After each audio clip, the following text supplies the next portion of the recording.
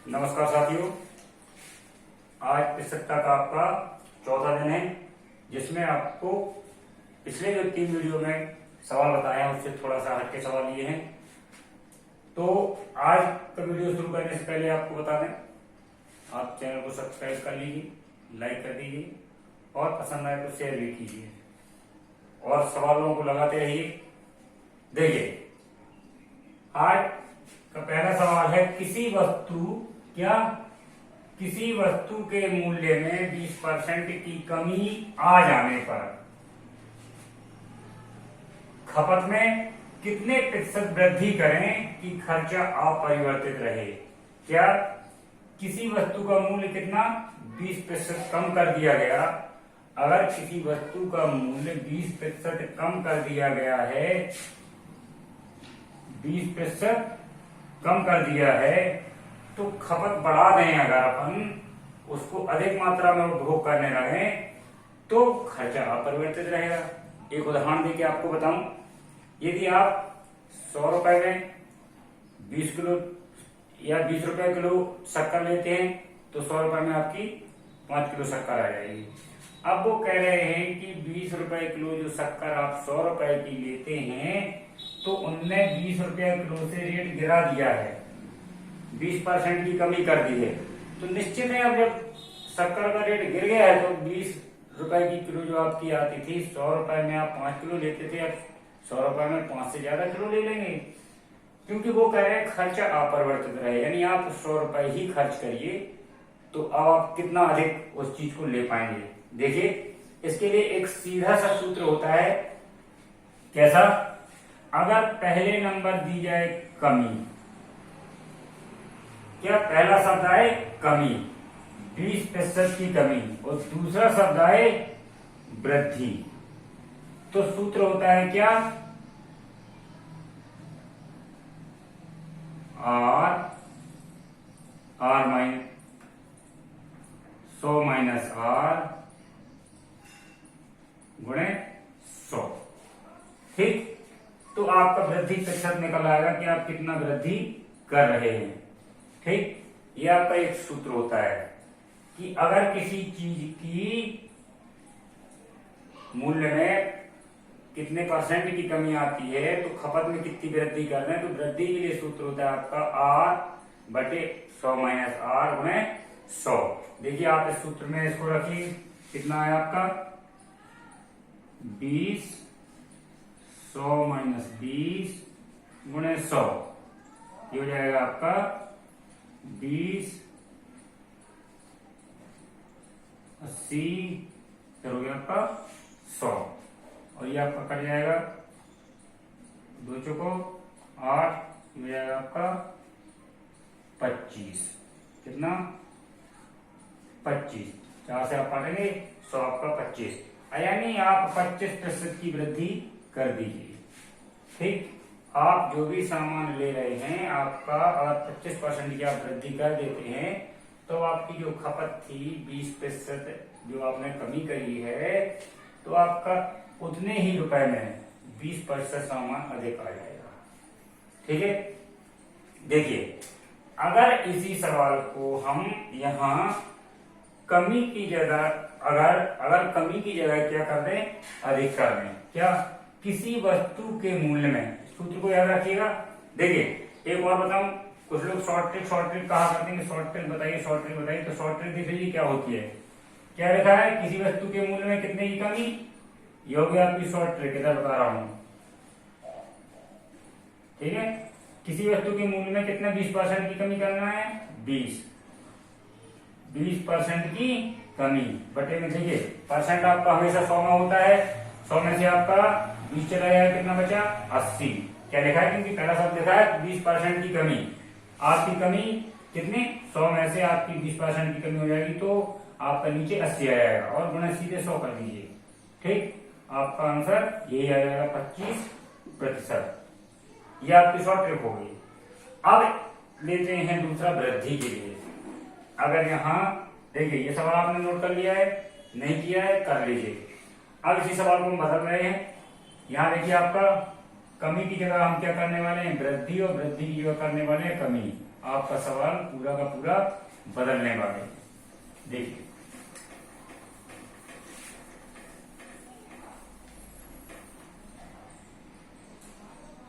किसी वस्तु के मूल्य में अगर 10% की वहां कमी था, यहां अपन ने क्या कर दिया, वृद्धि। ठीक है, किसी वस्तु के मूल्य में 10% की वृद्धि कर दिए जाने पर खपत में कितने प्रतिशत की कमी, दूसरा शब्द आपका कर दिया कमी, करें कि खर्चा अपरिवर्तित रहे। यहां आपने वस्तु का मूल्य बढ़ा दिया है तो निश्चित है कि आपको उतने ही रुपए जब खर्च करना है तो अब आपको वो चीज कम लेनी पड़ेगी। 10% की आपने रेट में वृद्धि कर दी है तो आपको खर्च जो चीज उपभोग में ला रहे हैं उसकी मात्रा में कमी लानी पड़ेगी। देखिए क्या सूत्र होता है, यदि आपका पहला शब्द आता है वृद्धि, ध्यान रखेंगे शब्द पहला है वृद्धि, सूत्र वही का वही, R/100 में कितनी वृद्धि करी है, 10 जोड़ दीजिए। वहां अपन ने क्या किया था, कमी हो रही थी तो 100 में से 10 को हटा दिया था, यहाँ वृद्धि हो रही है 100 में 10 को जोड़ दीजिए, गुणा कर दीजिए 100, तो आपका परसेंट निकल आएगा। कहेगा खपत में कमी, खपत में कितनी कमी करनी, खपत में कमी प्रतिशत निकालना है ना आपको ये सूत्र हो जाएगा। देखिए रखिए यहाँ 10, इधर हो जाएगा 100 धन 10 गुणे 100, इसको जब आप हल करेंगे हो जाएगा 100/110 गुणे 100, जीरो से आपका जीरो कट गया, ऊपर आया आपका 100, नीचे आया 11 इन्होंने 99, 1/11 प्रतिशत, 9 से ही 1/11 प्रतिशत की जब आप खपत में कमी करेंगे अब तो आपका उतने ही रुपए में खर्चा चलता रहेगा, क्योंकि आपकी वस्तु की कीमत बढ़ चुकी है तो आप अब वस्तु कम मात्रा में खरीदिए तो उतने ही रुपए में आप कितने प्रतिशत वस्तु आप कम खरीदेंगे, 9 सही 1/9%। देखिए इसकी शॉर्ट ट्रिक बताऊं, शॉर्ट ट्रिक कुछ नहीं होती है, इधर देख लीजिए शॉर्ट ट्रिक क्या होती है, 10% की वृद्धि शब्द आया है, पहले ये लिखा आपने 10, ये हो गया आपकी शॉर्ट ट्रिक। ठीक, 10% की वृद्धि, वृद्धि कितने में होती है, प्रतिशत हमेशा 100 में माना जाता है, ये हो गया आपकी वृद्धि 10% की। ठीक, कमी थी तो माइनस किया था, वृद्धि है तो यहाँ पे प्लस कर दिया गुणे 100। ठीक, आपका सवाल जो करके बन गया 10/110 गुणे 100। आपको हल करेंगे जब इसको तो आपका आएगा कितना, 9 सही 1/11, इसे शॉर्ट ट्रिक कहने लगते हैं। ठीक है, जब आप सवालों को लगाएंगे अधिक से अधिक लगाएंगे तो सारे सवाल अपने आप शॉर्ट ट्रिक बन जाते हैं। ठीक, देखिए बहुत अच्छा सवाल है, ये सूत्र आपका एक और प्रकार के सवाल में भी प्रयोग में आने वाला है। देखिए बताऊं, आपको इस तरीके के सवाल एक नहीं 10-12 को मिलने वाले हैं। ठीक है, तो आप इनको उसमें उपयोग करेंगे। जैसे अगर कहा जाए एक या बी से 20% अधिक है, देखिए सेम इसी स्टाइल का, AEI बी से, ठीक है, कितना अधिक है, 20% अधिक है, 20% अधिक है, तो डी की आय ए से कितने प्रतिशत कम है।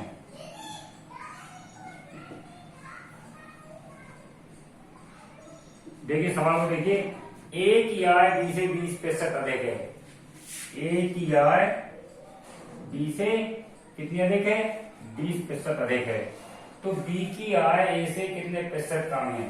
तो पूछे बी की आय, देखिए यहाँ पे आप जो भी मैंने पहले सवाल बताया उसमें मैंने क्या किया था, पहला सवाल वृद्धि का था ना, पहला शब्द यहाँ भी अधिक का आया है, दूसरा यहाँ पे शब्द कम का आया है। आपको अधिक वाला सूत्र लगाना, अधिक वाला सूत्र आपको मालूम है, कम निकालना है, ठीक है ना। तो कम के लिए क्या होगा, कितने प्रतिशत कम, क्या कितने प्रतिशत कम निकालना है ना, कितने प्रतिशत कम। तो क्या हो जाएगा, अधिक वाले सूत्र में आपको बताया था, पहले क्या लिखते हैं आप, आर, ठीक है ना, अधिक वाला सूत्र है ना आपका, तो 100 धन 8 गुणे 100, ये हो जाएगा आपका 20, 100 धन 20 गुणे 100। इसको जब आप हल करेंगे 20/120 गुणे 100, जीरो से आपका जीरो कट गया, इधर आपका 6 आया, इधर आपका बचा 5, आप फिर काटेंगे इसको, इधर 3 बचा, इधर आपका 10 बचा, ये हो जाएगा आपका कितना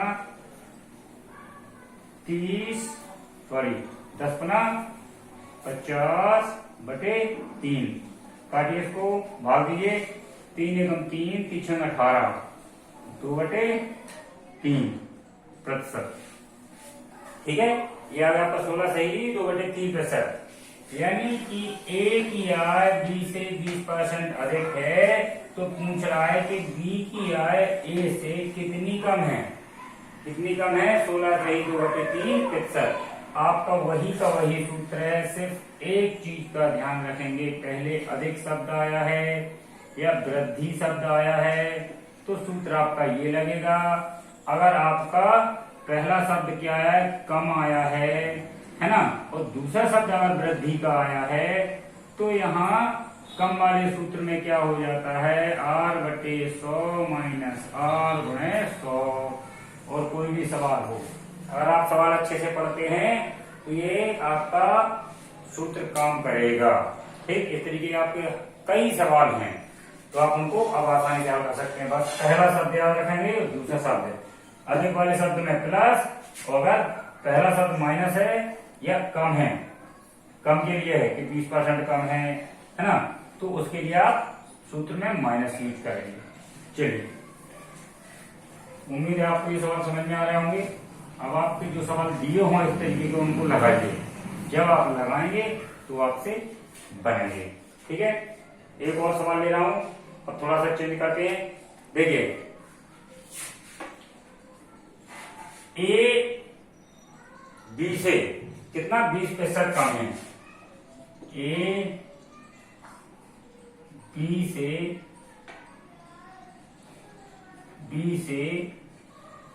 20% कम है। क्या है, ए बी से 20% कम है, और बी सी से, क्या, बी सी से 20% अधिक है। ठीक है, ये आपका सवाल है, ए बी से 20% कम है, बी सी से 20% अधिक है। ठीक है, तो ए की आय बी का कितना प्रतिशत है, तो ए की आय बी का कितने प्रतिशत है। ठीक है, देखिए आप सवाल को, बहुत आसान सवाल है, बहुत अच्छा सवाल है। इधर 3 जोड़ दिए हैं, वहां ए बी से काम चलाते हैं, ए बी सी 3 जोड़े हैं। देखिए क्या लिखा है सवाल में, सवाल में लिखा है आपका ए बी से 20% कम है। देखिए ए कितना है, ए कम है बी से 20%, बी अधिक है बी सी से 20% क्या है, अधिक है, ये कम है। ठीक, तो कह रहा है ए की आय बी का कितने प्रतिशत होगी। देखिए इस सवाल के लिए आप पहले एक चीज बहुत अच्छे सुन लीजिएगा, 3 का कंपेरिजन दिया है, 3 लिए गए हैं, ए बी सी लिया गया है, या रमेश सुरेश और दिनेश लिया गया है, तो जो लास्ट में दिया गया है ए बी बी सी, सबसे लास्ट में क्या लिया गया है, सी, तो जो सबसे लास्ट में दिया गया है आप उसको 100 मान लीजिए।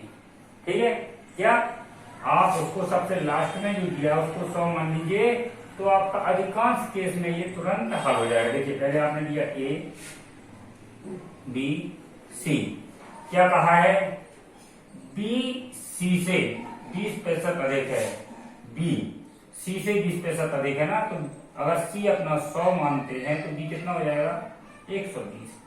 बी सी से 20% अधिक है, तो अगर सी 100 है तो बी 120 है। अब क्या कहा है पहली लाइन में, ए बी से 20% कम है, ए कितना कम है, बी से 20% कम है, तो 120 का 20 निकालिए, 120 का 20% होता है 12 दूनी 24। तो 120 में से जब आप 24 घटा देंगे तो आएगा आपका 96, यानी ए कह रहा है आपका 96। अब इनने क्या पूछा है आगे, ए की आय, क्या ए की आय बी का, मैंने आपको एक शब्द बताया था, यहां जहां भी अगर का शब्द आता है तो वो संख्या बचे में पहुंच जाती है। ए की आय 96, बी का 120, बी का कितने प्रतिशत है, 100 का गुणा कर दीजिए, 0 से 0 कटा, 12 1 12, 12 अट्ठे 96, 10 अट्ठे 80, आपका उत्तर आ गया कितने प्रतिशत, 80%, यानी ए की आय बी का 80% है। ठीक, उम्मीद है दोस्तों आपको समझ में आ गया होगा। थोड़ा सवाल को अच्छे से पढ़िए, सवाल को आप अच्छे से पढ़ेंगे, उत्तर आपका कहीं नहीं जाने वाला। और अगर आपका 3 का कंपेरिजन दिया है ए बी सी या रमेश सुरेश दिनेश, तो लास्ट में जो आ रहा है उसको आप 100 मान लीजिए, तो आपका तुरंत ही बाकी को कंपेरिजन कर दीजिए, हो जाएगा। देखिए अब प्रश्न लेते हैं, किसी चुनाव में जीतने वाले उम्मीदवार को 60% वोट मिले, क्या किसी चुनाव में जीतने वाले उम्मीदवार को 60% वोट मिले, ठीक है, जीतने वाले उम्मीदवार को कितना वोट मिला, 60% वोट मिला है, और वह 2400 वोट से जीत गया।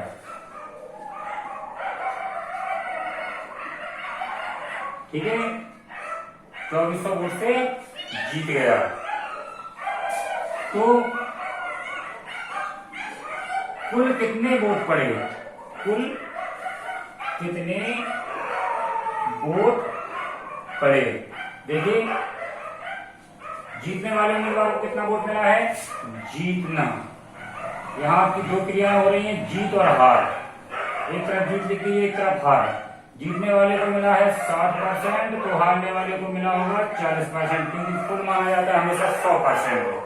जीतने वाले को मिला है कितना, 60%, तो हारने वाले को 60%। लेकिन एक चीज इन्होंने कहा है कि जीतने वाले को 60% वोट मिले और 2400 वोट से जीत गया, तो जब जीतने वाले को 60% मिले तो हारने वाले को मिले 40%, अंतर दोनों कितना है, इसको 20% अधिक मिले। जब 20% अधिक मिले हैं जीतने वाले को, तो 2400 वोट के बराबर है ये, क्योंकि 2400 वोट से जीता है ना, 40 इसको मान लो, 40 इसको मान लो, फिर भी इसको 20% अधिक मिले हैं, और 20% जब अधिक मिले तो वो 20% आपके कहेंगे 2400 के बराबर हो गए। अब ये 2400 आपका कितना, 20% के बराबर हो गया है। अब आप निकाल लीजिए, 20% बराबर है आपका 2400, 1% बराबर कितना हो जाएगा, 2400 बटे 20, काट दीजिए, ये हो जाएगा आपका 120। 1% आपका 120 के बराबर है, तो 100% बराबर कितना हो जाएगा, 120 गुणे 100, ये हो जाएगा आपका 12,000। ठीक है ना, यानी 100% वोट पड़े, 100% आपने निकाल लिया, आपका उत्तर आया कितना, 12,000 कुल वोट पड़े, क्योंकि कुल वोट कितने होते हैं, 100%। वही हमने पूछा है कि कुल कितने वोट पड़े, तो कुल वोट पड़े 12,000। देखिए इस तरीके के जो भी सवाल होंगे आप उनको लगाने का प्रयास करिए। ये तो मैं सिर्फ एक एक दो अभी बता रहा हूँ, ये बानगी है, किसी चीज की बानगी कहलाती है ये। अभी मैं इनको थोक के भाव लगाऊंगा, कोई सवाल आपका नहीं छूटेगा, आपकी प्रैक्टिस अच्छी करवा दूंगा, ठीक है ना। तो ये आपको सिर्फ अभी उस चीज से जोड़ने का प्रयास कर रहे हैं, बाकी इस तरीके के जितने भी सवाल होंगे सारे के सारे सवाल करवाएंगे, कोई नहीं छूटेगा। अगला सवाल देखते हैं, किसी कक्षा में 75%, क्या किसी कक्षा में 75% छात्र पास हुए और 150 छात्र फेल हो गए,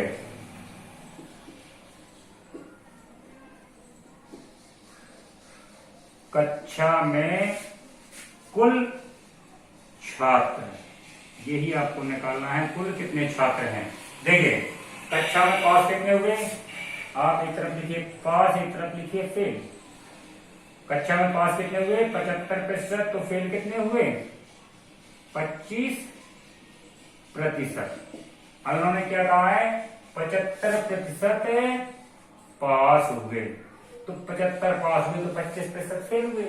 अब वो कह रहे हैं फेल कितने हुए 150 छात्र हैं, यानी 25% आपका 150 छात्रों के बराबर कह रहा है, क्योंकि 150 छात्र फेल हुए और 25% फेल हुए, तो 25% 150 के बराबर हुआ, तो 1% कितने के बराबर हुआ 150 बटे 25, 25 का भाग दे दीजिए 6, ठीक। 1% बराबर 6 के हुआ। और कुल छात्र कितने थे, कुल छात्र तो 100% होंगे, है ना। 1% छात्र कहलाए 6, अगर 1% का मतलब 6 छात्र कहलाए तो कुल छात्र कितने 100% ही मानेंगे, तो 6 गुणे 100 बराबर 600 कुल छात्र आपके कहलाए, ठीक है ना। कुल छात्र आपके कितने हो गए 600, यही आपका उत्तर है, ठीक।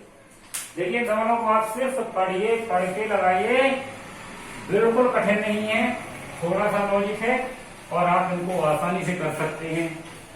कोई सवाल इनमें कठिन नहीं है, तो जो कठिन होंगे उनको भी आसान बना देंगे। देखिए एक सवाल और करवाता हूं आपको। किसी परीक्षा में किसी परीक्षा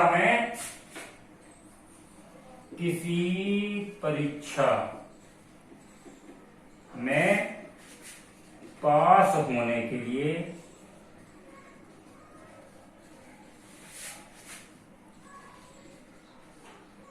50% अंक लाना अनिवार्य है,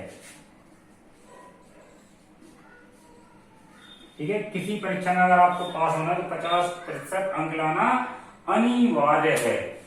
एक विद्यार्थी को 43% अंक मिले, क्या एक छात्र को 43% अंक मिले तो वो तो फेल हो गया। 50% चाहिए थे, उसको 43% अंक मिले और वह 42 अंक से फेल हो गया, और वह 42 अंक से फेल हो गया, ठीक है। वह 42 अंक से फेल हो गया, तो बताइए पूर्णांक कितना था, तो पूर्णांक ज्ञात करिए, ठीक है। जितना बड़ा सवाल है इतना बड़ा तो उत्तर भी नहीं है, ठीक है। तो कह रहे हैं किसी परीक्षा में पास होने के लिए 50% अंक चाहिए, कितना चाहिए 50%। एक छात्र के 43% आए और वो 42 अंक से फेल हो गया, तो कह रहे हैं कुल कितने का पूर्णांक कहलाया।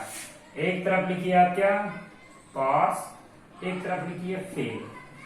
पास होने के लिए कितना परसेंट चाहिए था 50% चाहिए था ना, और फेल हो गया उसको कितना मिला 43%, ठीक। जो फेल हो गया उसको कितना मिला 43%। तो कितना पास होने के लिए 50% चाहिए था, बेचारे के 7% नंबर और आ जाते, 7% नंबर और आ जाते तो वो फेल ना होता। और ये 7% कितने अंक के बराबर है 42 अंक से फेल हो गया। जब वो बता रहे हैं कि 42 अंक से फेल हुआ है और 7% से भी फेल हुआ है, तो 7% आपका 42 अंक के बराबर कहलाया। 7% बराबर हुआ आपका 42 अंक, 1% बराबर कितना हुआ 42 बटे 7, 7 6 42।